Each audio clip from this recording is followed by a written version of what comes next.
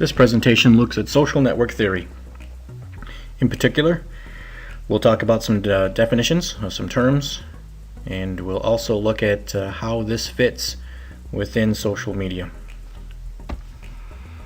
For a little bit of background, we'll go way back to the 1930s, and you'll notice that social network theory, study of groups, study of group dynamics, goes back to Moreno, 1934. Before 1934, mostly human relationships were studied as an individual perspective, or maybe even just as a dyadic perspective. But in the 1930s, there were lots of things going on in the world that made us wonder how groups were behaving, and especially over in Europe. And so group dynamics certainly became a topic of interest in the 30s, and then much more so in the late 40s. If you look at some of the terms that are used in network theory, it actually goes back to some fabric and web type of terms. So you get interweaving relations of social actions. The 1950s and 1970s were pretty big on using these terms of fabrics and webs and the interactions that you can kind of see the parallel between, and those terms became part of the social network theory vernacular. This concept of social network theory is actually a very critical concept in a number of key study areas. So you get things like anthropology, which uses social network theory to describe the growth of civilizations and things of that nature. And then psychology, of course, especially social psychology, talking about group dynamics, sociology, and even mathematics. Social network theory has a number of very statistical type of applications.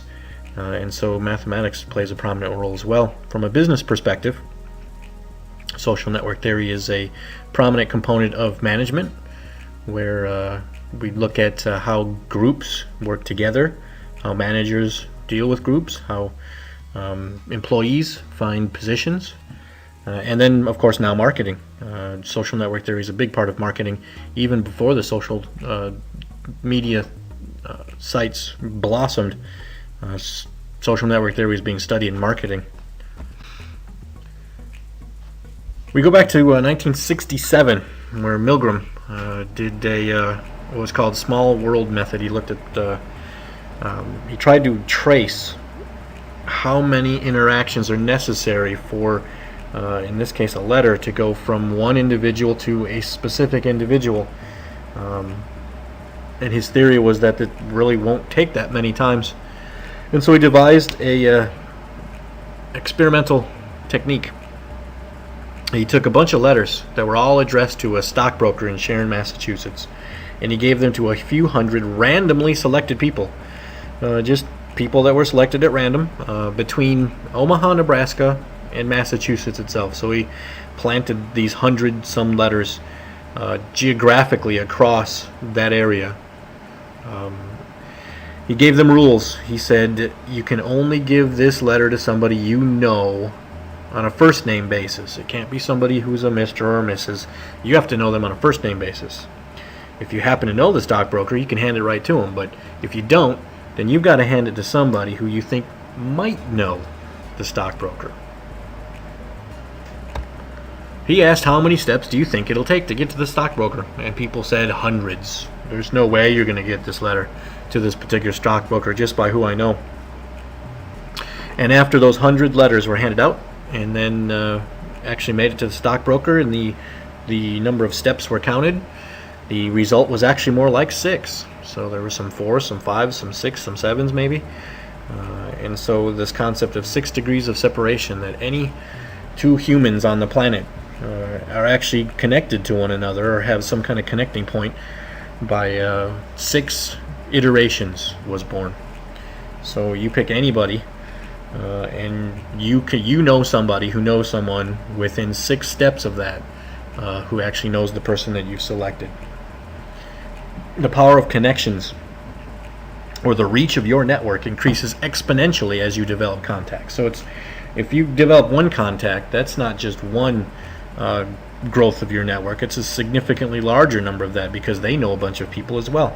And so it's obviously an important element within social media. It also gave birth to what's called 6 Degrees of Separation, the Kevin Bacon game. So if you want to play this game, you can go to findthebacon.com. I really hope that's still the Kevin Bacon game, because who knows what kind of site could come up. But the idea is pretty simple. You take one actor and you try to connect them to Kevin Bacon. And the idea is that within 6 or less connecting points, you can actually do so. The first one on here, you can go through yourself, but it says Kevin Kline was in Wild Wild West with Will Smith, who was in Bad Boys with who was in Family Man with Nicolas Cage, who was in Honeymoon in Vegas with who was in Footloose in 1984. So that's the general idea behind the Bacon game. Don't spend too much time doing that. You got to study this. Here's a little joke for you. I'll let you go through it.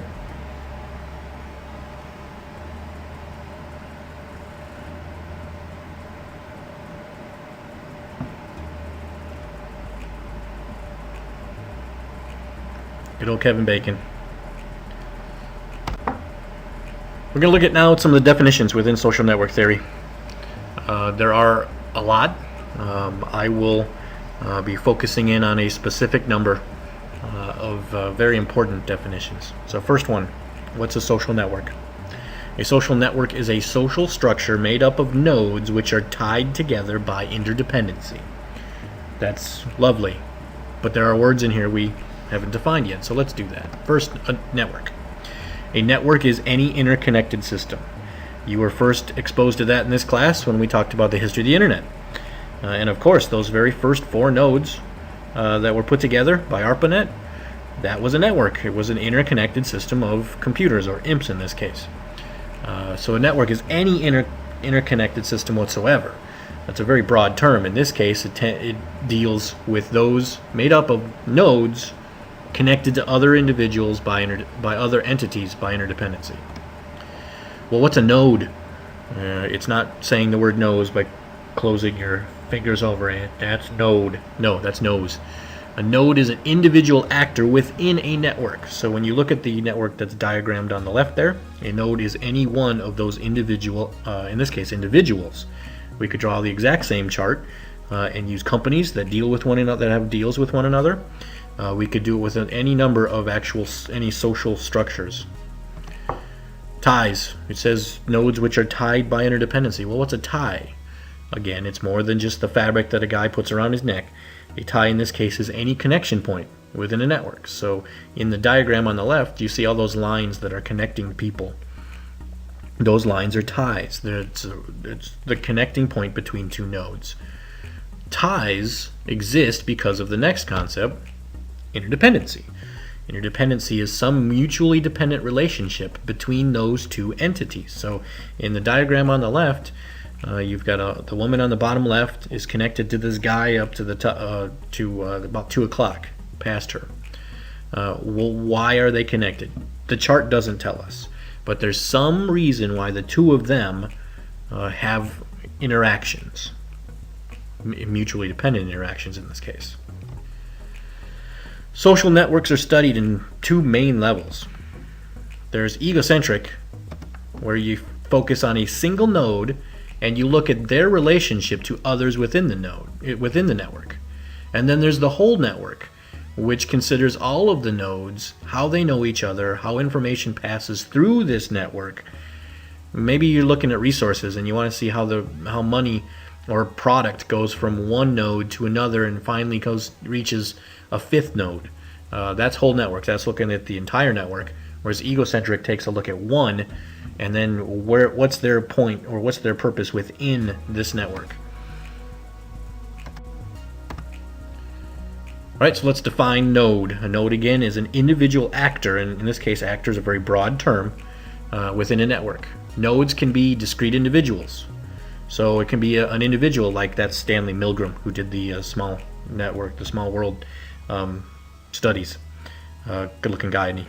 And that's Jonathan Toews, center of the reigning Stanley Cup champion Chicago Blackhawks.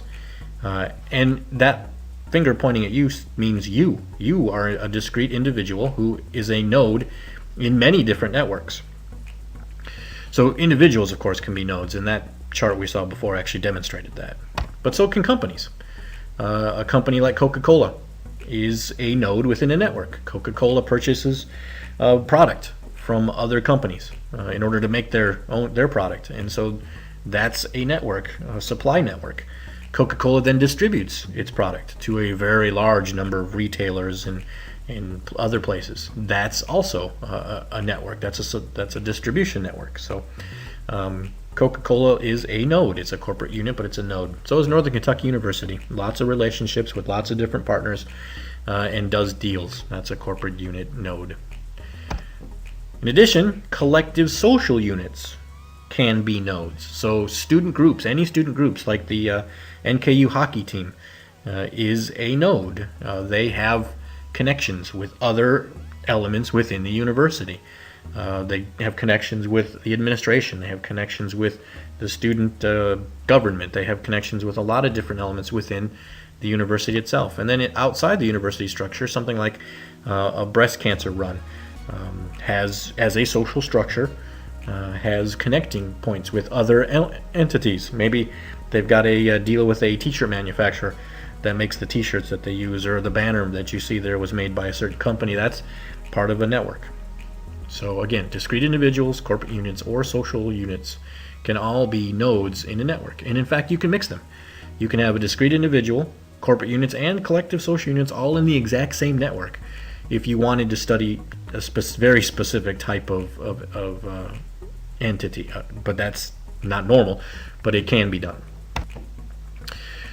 Nodes in micro-level networks are typically studied in one of two groupings. Dyadic relationships, so you have one node and a second node, and there's some reason for their relationship. Or triadic relationships, where there is a relationship between three different actors, and you're looking at how that relationship takes place. So you're looking at things like centrality. And the triadic example on the left, there's an intermediary between the focal actor and then an alter actor. Well, what's the intermediary there for? How many other networks, triadic networks, are they part of? A lot of things that are looked at from a centrality perspective. You also look at roles, like what role does the node play in the network? Do they bridge two different networks? Are they the one connection point between network A and network B? That's a bridging role that can take place. So these are micro-level networks, very small types of studies. On the other side, you've got macro-level networks, which can look like this when plotted out. Very confusing, large scale, large outcomes of populations. If you were to take Foursquare and plot out all the connection points between the nodes, and of course nodes in Foursquare are what? They're going to be the people that are signed up. They're going to be the companies that are listed on Foursquare to where you can actually go. They're going to be social type of units that can also use Foursquare as a way to trace and track how many people do something. So if you want to know if you've got a charity event and you want people to check in on Foursquare when they get there, you get a special Foursquare charity badge. That would also be a node within Foursquare. But if you were to take Foursquare and plot all of those different nodes together and make links between them, you'd get something extraordinarily amazing like this. What are some things we look at? Well, we trace the outcomes of interactions mostly. Things like economic transfers. So where does money transfer through all of this? It could be other types of resource transfers. It doesn't have to be money. It could be information. It could be recommendations, as the case with Foursquare. Those are the type of things studied at a macro level. The next definition is ties. Ties are connection points within a network. It's any kind of connection. The content that tends to be shared with a connection point is usually some kind of a resource that's delivered, it's exchanged. Well, what kind of ties are there? There are corporate nodes that are corporate ties. Money basically is the tie between the two. Could be product, could be information. For individual nodes, it can be support. It could be cheering. It could be, that would be support too, just a different way. I guess the other would be more consolation or making you feel better. And then, of course, maybe it's motivation. These are all possible contents or resources that get shared between different nodes. When you talk about ties, you also talk about them as strong ties or weak ties. A strong tie has close association between the two nodes, whereas a weak tie is actually a very distant association. They're still associated, but the connections between them are very weak. When we talk about strong and weak, we have to remember that it's based on the research context. If I studied all of you in class and I made you fill out a form that says, how well do you know these people? And you count how many times you've been in class with them, how many times you've met with them in out of class, I could plot out two completely different networks. The in-class or the school-based network, and then the out-of-school-based network. I guarantee you there are students in your class that you know, because you've been in other classes with them or other groups with them, that from an in-class context, that's a strong tie. You have a close association with them. You've interacted a lot. You've exchanged a lot of resources, information, study help, content within projects. But you take the exact same person you have a strong tie in class with, and you look at that network out of class, you may have no association with them whatsoever, or maybe you've seen them once at a bar. That's it. That would be a weak tie. So the exact same two nodes, when the context is changed, can have totally different strong or weak ties. You have to be very careful about focusing in on a specific research context.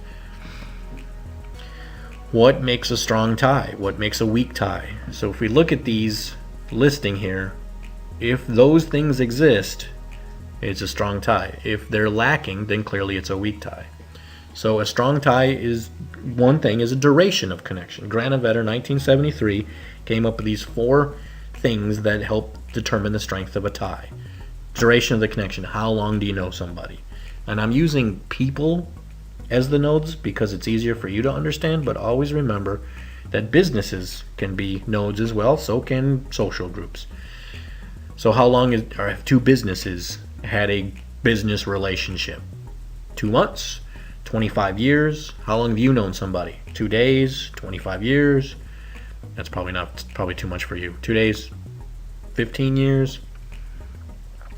So that's one measure. Emotional intensity. Now, clearly that doesn't fit for corporations. It might fit for the humans within the corporation that are connecting points, but corporations don't have feelings. So, but from a person perspective, emotional intensity. How intense do the emotions run between you and someone else? It doesn't have to be love at that level, but it could be in a very strong level of like, or a very weak level of like. How about intimacy? And this doesn't mean that kind of intimacy.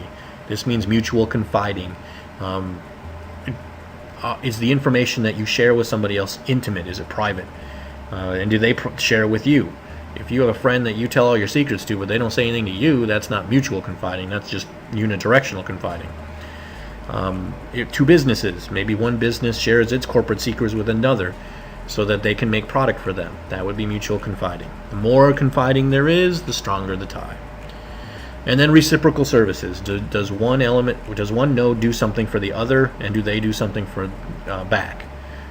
So that's another element of tie. The more things you do for each other, the stronger the tie.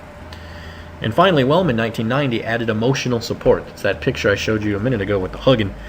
That's Huggin apostrophe. Emotional support. And then clearly, again, this is individually based. But I guess you could also kind of see part of it from a corporate perspective. Do they support each other from a public perspective? Does one say, yeah, I know things aren't going well, but they're our partner and we're going to support them?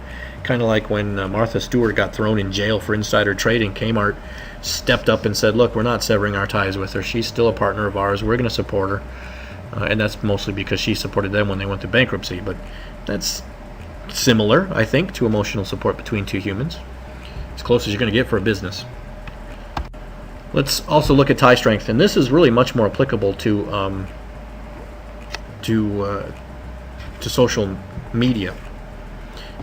Similar people tend to form strong ties, and I think you can see this, that your friends and you share so many things in common that you form very strong ties with each other, and as such, you share information. So one of you knows a joke, you tell someone else, and somebody else of your friends tells another friend, and that joke just gets recycled amongst your friends. Hey, did you hear the one about, yeah, I heard that, I told it. So it causes a lot of overlap in information exchange. So if you have a network that has a lot of strong ties, information doesn't flow very well in that network. Conversely, if you have weak ties, then you're going to have points at which information transmits between two different types of people. So weak ties are the most important ties in social networks. So for example, you share the same jokes amongst all your friends, but you hear a joke from somebody at the doctor's office. That's a weak tie. That's not somebody you know really well. You then bring it into your network and you tell the joke, and it then gets passed around your network. That's why weak ties are critically important. In Foursquare, weak ties make things happen. If you're in Boston and you look for someplace to eat, and somebody has gone on Foursquare and they've taken pictures of the food and they've said, this place is great, you should try the manicotti, that's a weak tie. That's someone you only know. The only reason that there's even a connecting point between you and them is because you're on the same social network. And so that information then gets transmitted. If Foursquare were just about you and your friends, you'd all know the places that you like to eat. So it wouldn't have that ability to actually pass information. So intuitively speaking, this means that whatever's to be diffused or shared can reach a larger number of people and traverse greater social distance, meaning it can go to amongst more networks when passed through weak ties instead of strong ties. As you do your in-class assignment, you will see why weak ties are critically important, and many of you experience this on a regular basis on the social networks that you use, social media networks that you use.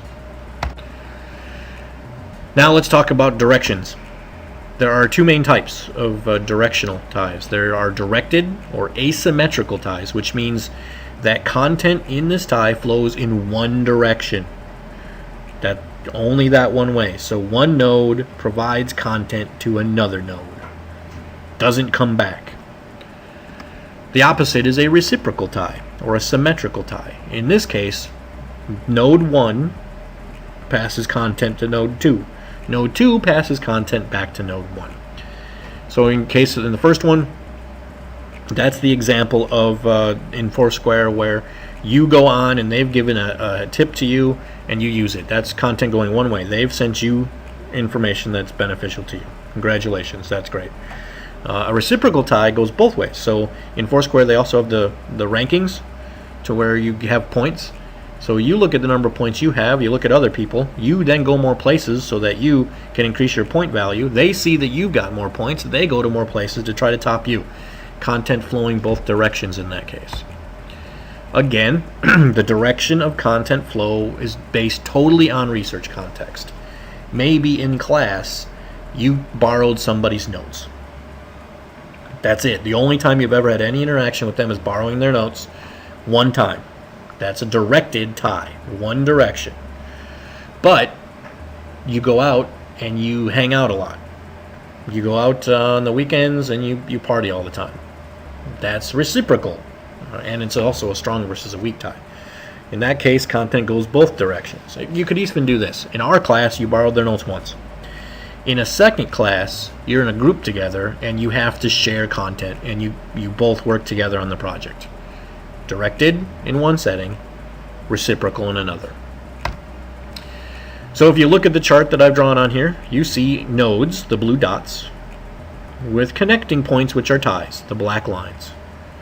A directed tie is shown with a red arrow one direction. So let's say that these nodes have directed ties with the other node that it's pointing to. As you can see, content would start at, let's say, the node in the bottom left and would then flow to the node to the right. That's it. Doesn't go back.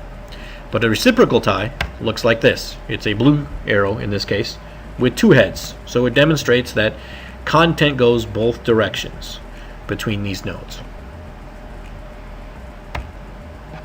All right, so we talked about nodes, we talked about ties. Let's talk about interdependency. Without this, networks don't exist. This is the glue that brings the network together and holds it together.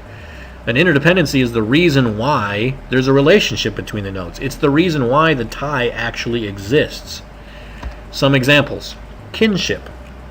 You have relatives, brothers, sisters, cousins, aunts, uncles. You have those you're related to. You know each other because of that. That describes your network. In fact, you could, instead of drawing a family tree, you could draw a social network of your family. And most of the ties in there would be kinship based. Friendship is also a reason why you're interdependent, because you have friends, and who knows why we have them, who knows how we get them, but we got them, and that's why there's a relationship between the two nodes. You're friends. Maybe it's common interest. Maybe you're a hockey fan like myself, and so all of those who are hockey fans share a common interest. That is a network. You don't necessarily have to know someone to be in a network with them. But clearly the interaction part increases the likelihood of there being a stronger tie. That would be a weak tie example. But if you're both at a, let's say you're at a Target store, or I don't even want to single out Target. You're at a store, and you're there to picket because they've done something you don't like. Well, you're both there in common interest, right? That's what the tie is for. It could be financial exchange. Maybe you have done business with somebody. You know someone who has a snowblower and they use it to clear out your driveway. You have someone come over and mow your lawn. You have a nanny, a babysitter, house cleaning. That's why there's an interrelation. Maybe you have a landlord. There's a network between you. There's a connecting between you and your landlord. Why? Because you give them money and they give you a place to stay. It could be sexual in nature, and that's the calmest picture I could possibly use. Hey, wait a minute, just where did you learn to spoon?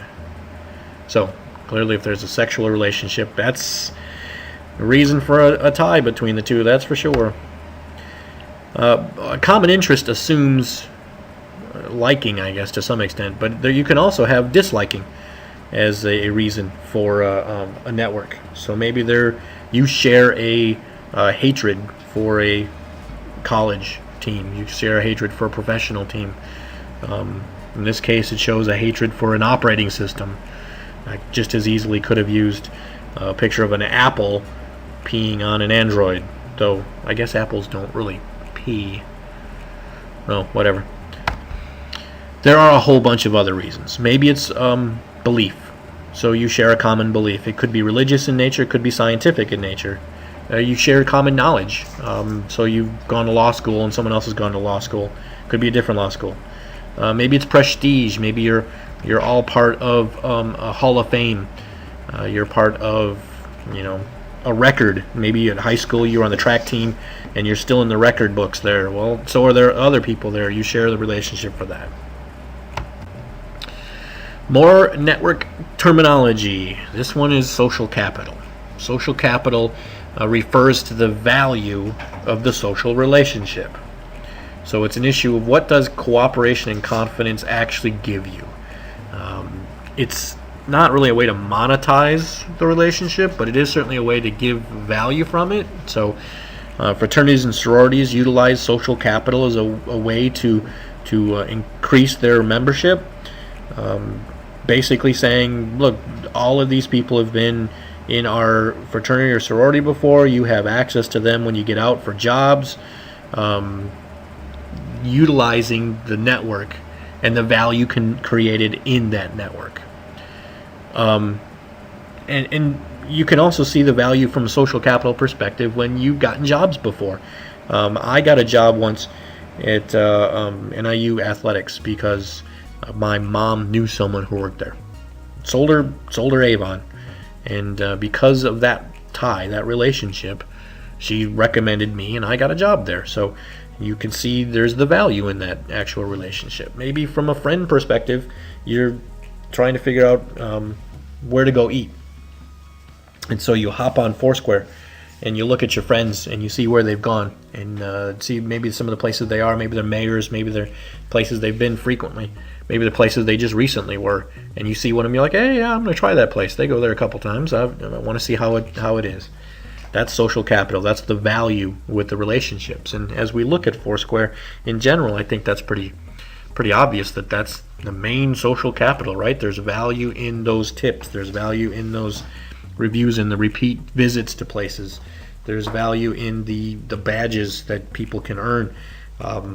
Social capital has a distinct play in Foursquare there.